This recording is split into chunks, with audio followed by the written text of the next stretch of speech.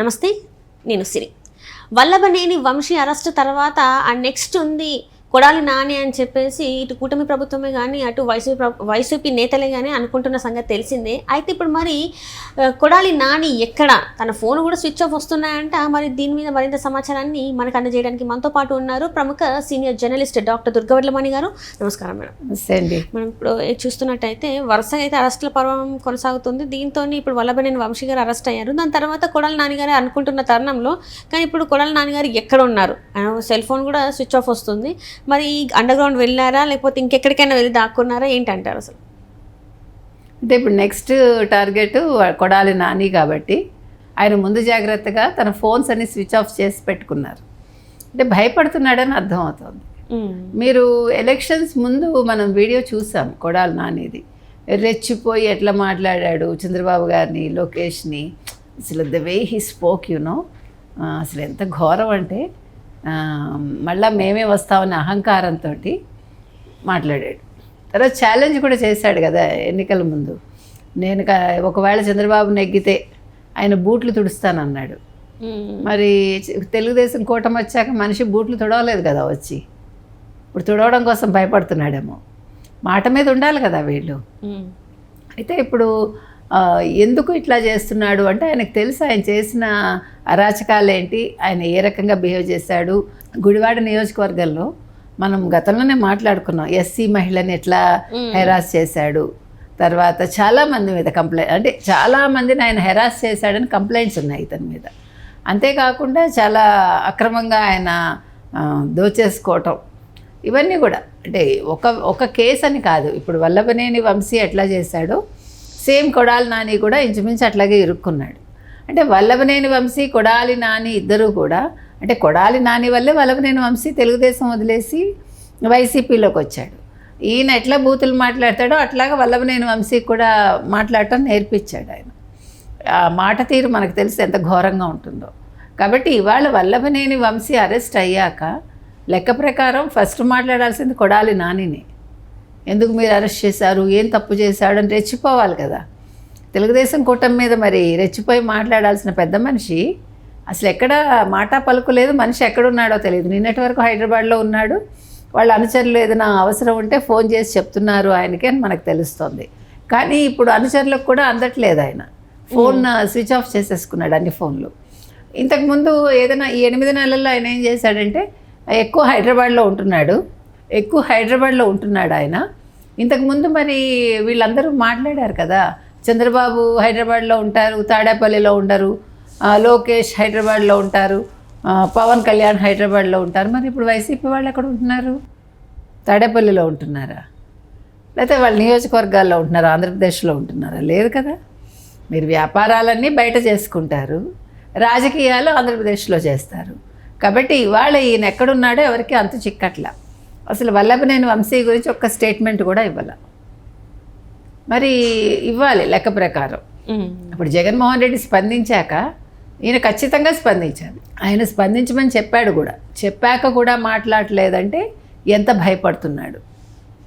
ఇప్పుడు నెక్స్ట్ నన్ను అరెస్ట్ చేస్తే నా గతి ఏంటి? ఎందుకంటే ఇప్పుడప్పుడే బయటికి రారు కదా వీళ్ళు. అరెస్ట్ అయితే వీళ్ళు అనుకుంటున్నారు బెయిల్ వచ్చేస్తుందని.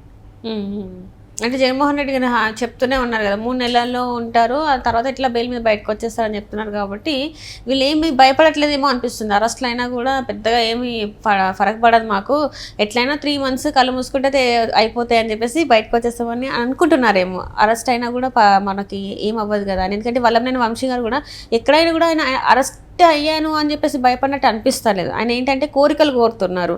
ఇంకోటి అంటే బెయిల్ కూడా కావాలని చెప్పేసి ఆయన అడుగుతున్నారు. మరి ఒకవేళ బెయిల్ మంజూరు అయితే మళ్ళీ బయటకు వచ్చి యథావిధిగా మళ్ళీ ముందులానే ఉంటారంటారా? తేడాగా ఉంటాడు అలాగే ఉంటారు వాళ్ళు.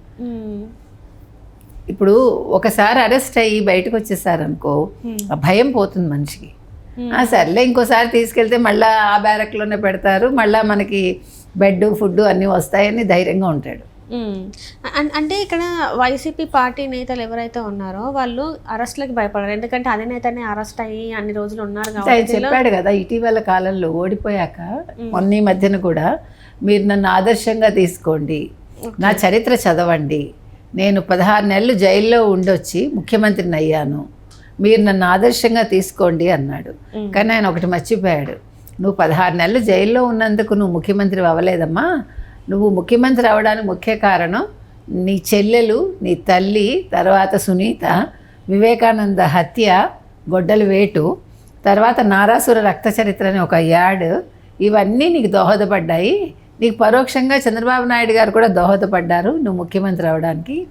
ఈసారి 2024 ఎన్నికల్లో ఇవన్నీ లేకపోవడం వల్ల నువ్వేదో గులకరాయి ట్రై చేసావు కానీ వర్కౌట్ అవ్వలే. అప్పుడు కోడికత్తి సీన్ వర్కౌట్ అయింది, గులకరాయి సతీష్ వర్కౌట్ అవ్వలేదు. 1 2 నీకు తల్లి లేదు, చెల్లి లేదు పక్కన, అందరినీ పంపించేసావు. కాబట్టి నువ్వు చేసినవన్నీ కూడా ప్రజలకు అర్థమయ్యి, నువ్వు బట్టలు నొక్కాను, సంక్షేమాలు ఇచ్చాను, నన్ను గెలిపించండి అంటే, మాకు సంక్షేమం అక్కర్లేదు, మాకు అభివృద్ధి కావాలి, సంపద సృష్టి కావాలి, మాకు ఉద్యోగాలు కావాలని ప్రజలు అంటే, మేము సోమరులుగా తయారవ్వమని వాళ్ళు అనుకున్నారు. అనుకుని వాళ్ళు చంద్రబాబు నాయుడు అంటే తెలుగుదేశం కూటమికి ఓట్లు ఇచ్చారు. కాబట్టి ఇప్పుడు కనుక జగన్మోహన్ రెడ్డి చెప్పినట్టు వీళ్ళు వింటే కనుక అయితే వీళ్ళకి జీవితంలో ఇంకేముంది, అంతా మళ్ళీ జైలే. అది ఎన్నిసార్లు వెళ్ళినా జైలుకే వెళ్ళాలి. ఇప్పుడు ఆ దందాలు చేసుకోవటానికి కూడా ఉండదు. ఇప్పుడు లోకల్గా వెళ్ళి గన్నవరంలో వల్లభనేని వంశీ తిరగలేడు. కొడాలి నాని ఇప్పుడు దొంగతనంగా వెళ్తున్నాడు, అతనికి ఏదైనా పనులు ఉంటే ధైర్యంగా పగలపూట వెళ్ళగలుగుతున్నాడా? దొంగలాగా వెళ్తున్నాడు. అంటే ఇవన్నీ వీళ్ళు చేసుకున్నవేగా. నీకు నోరు ఉంది కదా అని రెచ్చిపోయి నువ్వు ఎందుకు అసలు ఏం చూసుకుని మీరు అసలు జగన్మోహన్ రెడ్డిని చూసుకుని రెచ్చిపోవటం ఏంటండి, బూతులు మాట్లాడటం ఏంటండి? ఒక నాయకుడు అన్నవాడు ఎలా ఉండాలి? ఒక మంచిగా సెట్ చేయాలి. ఓకే, మనకి జగన్మోహన్ రెడ్డిని చూసి మనం మంచిగా మాట్లాడదాం, ఒక ఆదర్శవంతుడైన నాయకుడిగా ఆయన ఉన్నాడు మనకు అనుకోవాలి తప్ప, ఒక బూతుల నాయకుడు మనకి బూతులు మాట్లాడే ఒక జగన్మోహన్ రెడ్డి ఆదర్శంగా తీసుకుని అంటే ఆయన డైరెక్ట్ మాట్లాడు. జగన్మోహన్ రెడ్డి దగ్గర ఉండే గొప్పతనం ఏంటంటే ఆయన చేతికి మట్టి అంటుకోకుండా, ఆయన నోరు పడేసుకోకుండా వీళ్ళ చేత మాట్లాడిస్తాడు. వీళ్ళు పిచ్చాళ్ళలాగా అవన్నీ నమ్మి మాట్లాడి వీళ్ళ ఇరుక్కుంటారు. ఆయన వస్తాడు, ఓసారి హంగామా చేస్తాడు, వెళ్ళిపోతాడు. పట్టించుకుంటాడా? ఇప్పుడు అవసరం ఉంది కాబట్టి పట్టించుకున్నాడు వల్లభనేని వంశీని, ఎందుకంటే కార్యకర్తలు ఎక్కడ తిరగబడతారో అని. లేకపోతే ఇప్పుడు రాడు, పట్టించుకోడు. ఫస్ట్ పట్టించుకోవద్దనే కదా చెప్పాడు, మనకి ఇది పార్టీకి నష్టం అని. మళ్ళీ తను చెప్పిన స్టేట్మెంట్ని మార్చుకున్నాడు.